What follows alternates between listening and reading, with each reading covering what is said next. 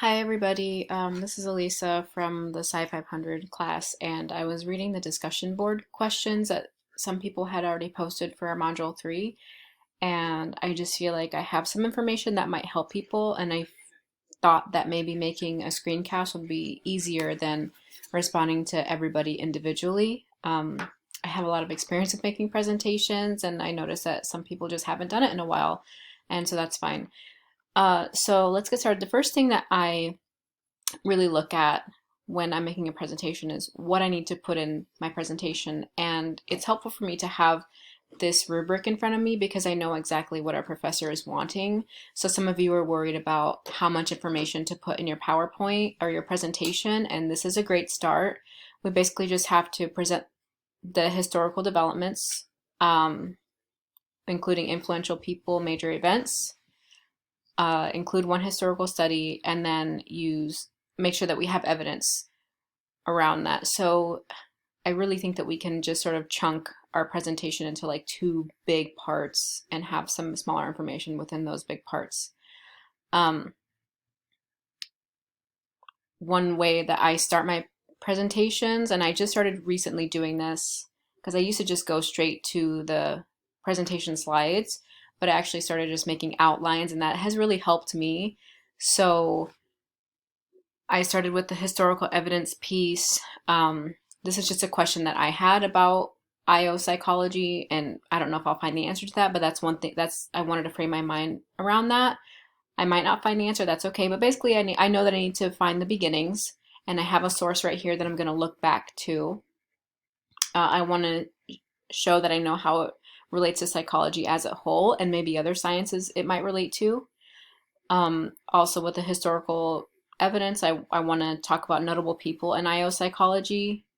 This is just my own personal note here, but I definitely want to organize just having maybe three people. There are probably a ton of psychologists that I could talk about in my field, but I think just keeping it at the three big ones probably would be best because you don't want to give information overload. This is something straight from the rubric, biggest contributions to society from IO psychology, and I haven't hashed that out yet, but I'm pretty sure I will add more bullet points here. And then a historical study, which is probably our second biggest part of our presentation. And I'm just going to break my study off into overview findings, the impact that it made, and how does it relate to our real life today. So I would suggest maybe starting out with a presentation. If you don't know where to begin, you feel like you're overwhelmed with the information that you're going to give, I think a presentation is a good way to sort of condense your thinking. So here's moving on to a new part. This is a really cool website that I found. It's called slidescarnival.com, and they have a ton of free PowerPoint or Google Slides presentations. And I'm sorry it's not loading everything, but you can see all the different designs. And if I click view all, I can either look at them by color or by type, or I can just scroll through. And these are really nice because it really helps you just not worry about the design part of your presentation, and you can really focus on the information. So let's say you want uh, to use a presentation. Be careful because there are like really sneaky ads in this website, but I use it all the time. It's safe for me to use on my computer. I've never had any problems with it. So let's just say that you would like to use this one. You click on it, and here's just the cover slide, and you click on go to preview and download. You can preview it, and you can see all of the different slides that it offers. You can use it in PowerPoint, so if you're using that program, it works for that, or Google Slides. I use the Google Suite for everything, so I'm going to use it for Google Slides. And this is actually one of the presentations that I took from Slides Carnival here. So when you click on use as a Google Slides theme, if you're already signed in, it will basically just open it for you. It makes it super easy. I'm sorry, I don't have PowerPoint on my computers, so I'm not sure how it works with PowerPoint, but I'm guessing that it probably does the same or similar thing. It just kind of opens it for you. Um, so this is a template that I chose and I really like it. And it just has a couple of instructions for you. So I've never really read these before. So it might be helpful for you if you're sort of new to making presentations. It has a lot of like tips, like, bring attention of your audience over a concept using icons or illustrations. It also shows you the different things you can do. And basically, if you want to write something in here, you can just click on it and type and sort of just copy the layout of what it has provided for you. The font's already chosen for you. I think the size is good. You don't really have to mess with that if you don't want to. They have ideas for like using diagrams and tables and maps if you need it. I like it because I think this is helpful. And then there's a lot of extra stuff at the end. I never really use all this stuff at the end, so my inclination is going to be just to delete it all right now. So if there's a slide that you definitely like, you want to use it, keep it, and if you don't like it, that's okay, you can just delete it. So that's Slides Carnival. I think it's going to help everybody maybe focus on the content rather than what your presentation looks like. This is a great little tool that I use all the time when I teach.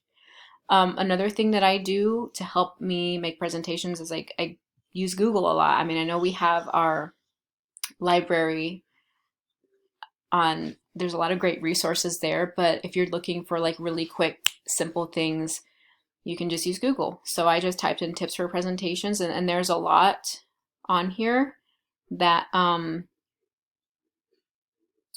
help you create your presentations. If you want to get more specific, because I'm looking at like this is like a live presentation, maybe tips for creating PowerPoints.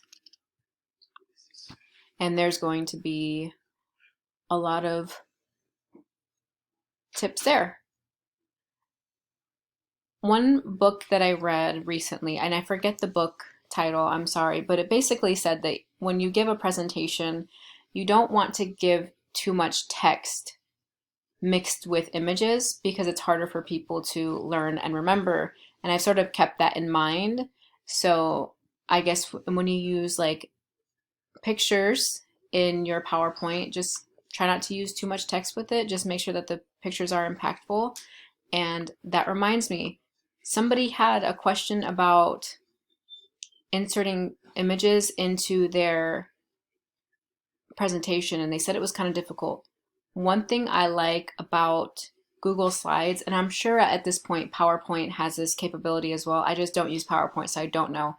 But one thing I do like about Google Slides is that you can just insert an image from the web. So if you wanted to say for some reason an image of a dog, you can just click insert image, search the web, and then you get this really cute picture of this dog. Just click insert and it should pop up for you. And the way that you make it smaller is you just go to one of the bottom corners and you click and drag. I didn't really have much of a plan for what I was going to show everybody today, but I just felt like some of this information might be helpful when people are starting to create their PowerPoints. So definitely take a look at the rubric first, see the main things that our professor wants in our presentation. I like to make an outline. It helps me organize my thinking. And then go to Slides Carnival, choose a presentation that you like, and go from there. Well, I hope this is helpful, and if you have any questions, you can ask them in the discussion board, and I will try to get back to you and be as helpful as possible. Have a good night.